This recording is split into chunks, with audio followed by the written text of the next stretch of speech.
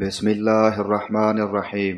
ابو عبد الرحمن سلمی سے روایت ہے کہ حضرت علی رضی اللہ عنہ نے کہا، مجھے ابو مرثد رضی اللہ عنہ اور زبیر رضی اللہ عنہ کو رسول اللہ صلی اللہ علیہ وآلہ وسلم نے ایک مہم پر بھیجا۔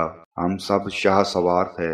حضور صلی اللہ علیہ وآلہ وسلم نے فرمایا، تم لوگ سیدھے چلے جاؤ۔ جب روضہ خاک پر پہنچو تو وہاں تمہیں مشرکین کی ایک عورت ملے گی۔ وہ ایک خط لیے ہوئے ہے جسے حضرت حاطب بن ابی بلتہ رضی اللہ عنہ نے مشرکین کے نام بھیجا ہے۔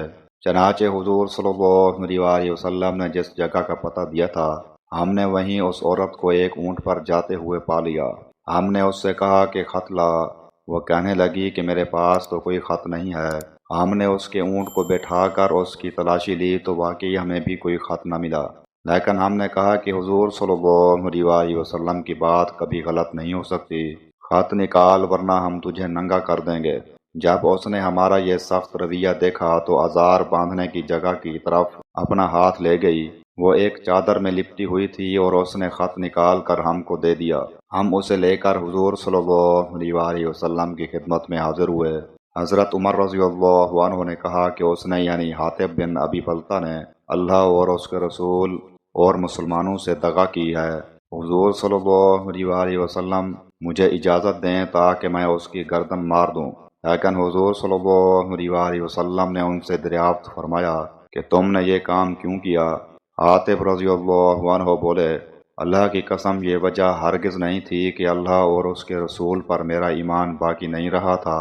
میرا مقصد تو صرف اتنا تھا کہ قریش پر اس طرح میرا ایک احسان ہو جائے گا اور اس کی وجہ سے وہ مکہ میں باقی رہ جانے والے میرے اہل و عیال کی حفاظت کریں۔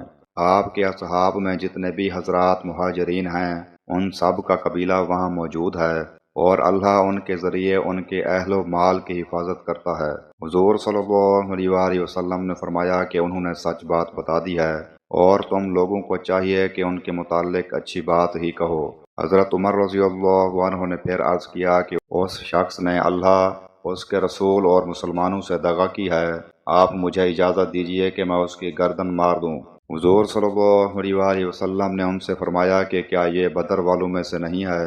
اللہ تعالیٰ اہل بدر کے حالات کو پہلے ہی سے جانتا تھا اور وہ خود فرما چکا ہے کہ تم جو چاہو کرو، تمہیں جنت ضرور ملے گی، یا آپ نے یہ فرمایا کہ میں نے تمہاری مغفرت کر دی ہے؟